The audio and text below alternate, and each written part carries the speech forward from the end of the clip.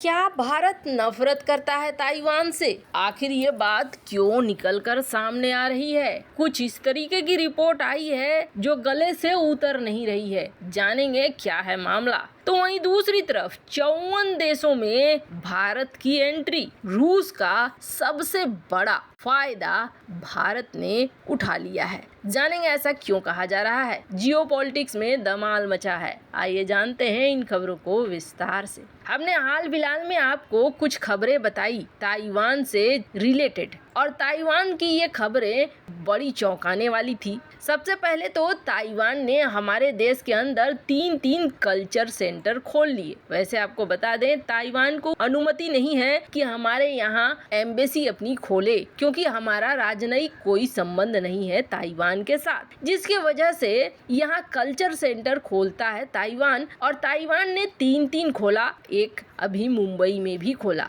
इसके बाद हमने देखा कि ताइवान और भारत के बीच कुछ एग्रीमेंट्स बन रहे हैं, जिस एग्रीमेंट के तहत एक दूसरे को टेक्नोलॉजी ट्रांसफर किया जा सकता है, और न सिर्फ टेक्नोलॉजी बल्कि एक्सपर्ट भी ट्रांसफर किए जा सकते हैं। चलो, ताइवान के साथ हमारे बढ़ते हुए रिश्ते को दिखा रहा है। इससे भी आगे बढ़कर दुनिया को चौंकाते हुए भारत के तीनों पूर्व सेना प्रमुख वहां पर एक कॉन्फ्रेंस में पहुंच जाते हैं, और ये चीज मीडिया की हेडलाइन बनती है। अभी तक हम देखेंगे तो ताइवान भारत के लिए एक बेहद महत्वपूर्ण देश बनता जा रहा है, सेमीकंडक्टर के मामले में भी और चाइना को कहीं न कहीं जगह पे लाने के मामले में भी।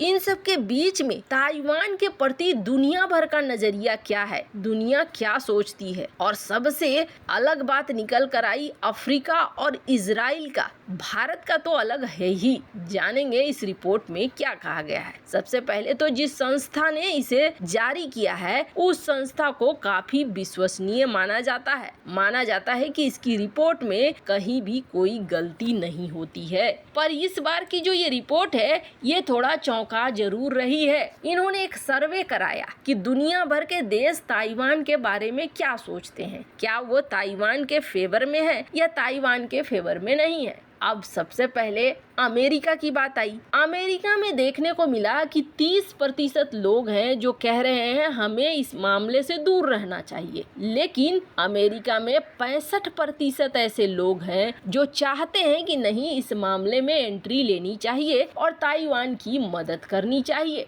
कनाडा की बात करें तो कनाडा, वहाँ पर 17% है जो ताइवान के फेवर में नहीं है, 57% है जो फेवर में है, और 25% को पता ही नहीं है करना क्या है, कौन है ताइवान, किस प्राणी का नाम है। यूके की बात करें, स्वीडन की बात करें, Netherland, Germany, France, Italy, Poland, Spain, Greece, Hungary, यानी कि यूरोप की बात करें तो कुल एवरेज में चल रहा है। 50% के आसपास में ये सारे देश हैं जो ताइवान को सपोर्ट कर रहे हैं और कुछ नहीं कर रहे हैं। 50-50 वाला रेशियो है, कुछ सपोर्ट कर रहे हैं, कुछ नहीं सपोर्ट कर रहे हैं। ठीक है, फ्रांस में 26% है जो फेवर में नहीं है, 49% है फेवर में है, 24 को पता नहीं है ये किस प्राणी का नाम है। ये रही यूरोप की बात, अमेरिका की बात। फिर इधर दक्षिण चीन सागर और भारत की बात होने लगी। जापान, यहाँ देखा गया ताइवान के प्रति बहुत ज्यादा सहानुभूति। 82% लोग हैं जो ताइवान के साथ खड़े हैं, और आपको बता दें साउथ कोरिया में भी कमोबेश वैसा ही देखने को मिला। 77% लोग ताइवान के साथ हैं, ऑस्ट्रेलिया में 71%, इंडोनेशिया में 51%। लेकिन अजीब बात यह है कि ताइवान के साथ हमारे रिश्ते बढ़ रहे हैं, फिर भी 43% लोग हैं जो सबसे ज्यादा प्रतिशत बताया जा रहा है जो खिलाफ में है, ताइवान के फेवर में नहीं है। अब इनका क्या सोच है, क्यों इस तरीके की सर्वे में रिपोर्ट आई है, वो तो थोड़ा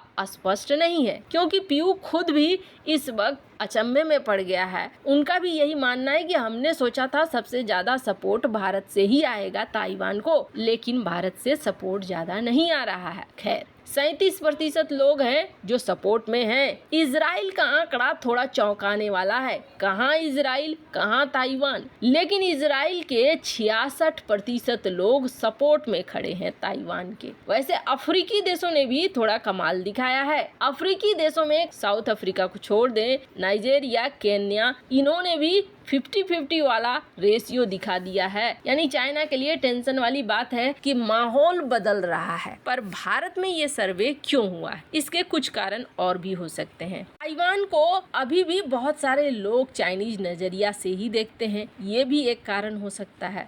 फिलहाल के जो इस वक्त सीन है, उस सीन के हिसाब से ताइवान हमारे लिए बेहद महत्वपूर्ण है। खैर, जहाँ एक तरफ ये सब कुछ हो रहा है तो वहीं दूसरी तरफ 54 देशों में भारत की जबरदस्त एंट्री। हमने देखा 54 देशों का नाम जैसे आता है ये समझ में आ जाता है अफ्रीकी महादेश की बात हो रही है। अब अफ्रीकी महादेश में ये देखने को मिला कि रूस ने अफ्रीकी महादेश के साथ बैठक की और कहा चलो 23 अरब डॉलर तुम्हें माफ किया, हम ये कर्जा नहीं लेंगे। चलो हमने ब्लैक सी ग्रेन डील तोड़ दी तो तुम्हें फिर भी हम खाना देते रहेंगे, मुफ्त में दे देंगे अनाज। और इसके लिए इन्होंने तुर्की से कहा तुम रास्ता बनाओ, तुम्हारे रास्ते से हम अपने जहाज से अपने खर्चे पर अफ्रीकी देशों को खाना पहुंचाएंगे। कुल मिलाकर ये देखिए, अफ्रीका एक इतना बड़ा बाजार है जिस बाजार को रूस बहुत सारी संभावनाएं देखता है। यही वजह है कि रूस ने 23 अरब डॉलर यूं ही छोड़ दिए और यूं ही रूस अपने खर्चे पर अनाज नहीं दे रहा है। आपको बता दें, रूस की बहुत ज्यादा कोशिश है कि ये मार्केट उसके हाथ से न निकले, लेकिन ये मार्केट उसके हाथ से निकल रहा है। और किस चीज से निकल रहा है?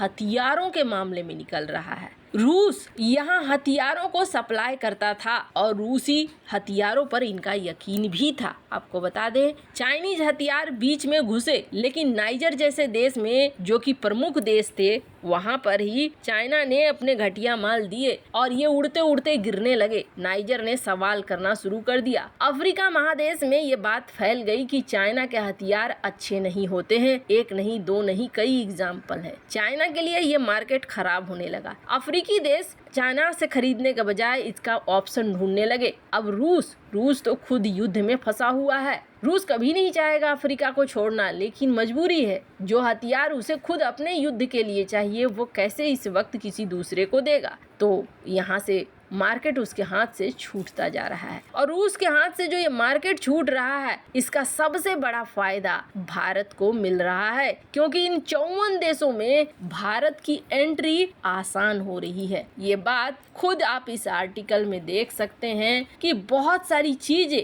अब अफ्रीकन देशों में घुस रहा है और अर्जुन टैंक से लेकर बहुत सारे हथियारों की बातचीत भी हो रही है। खैर, भारत के लिए ये बिल्कुल सही समय है, क्योंकि अमेरिका के हथियार अफ्रीकी देश खरीद नहीं पाएंगे, फ्रांस के हथियार खरीद नहीं पाएंगे, ये बहुत ज़्यादा कीमती होते हैं। जबकि भारतीय हथियारों की बात करें तो ये कमोबेश रूस के हथियारों से मेल खाते हुए हैं और इनका दाम उतना भी ज़्यादा नहीं है जितना पश्चिमी देश या यूरोपीय देशों का है। ऐसे में भारत के लिए एक जबरदस्त मौका है और अंतर्राष्ट्रीय कम्युनिटी भी इस बात को समझ रही है कि भारत अब यहाँ एंट्री ले रहा है। वैसे इन सब मामले में आपकी क्या राय है, कमेंट कर जरूर बताएं। जल्द मिलते हैं अगले वीडियो में नई खबर के साथ।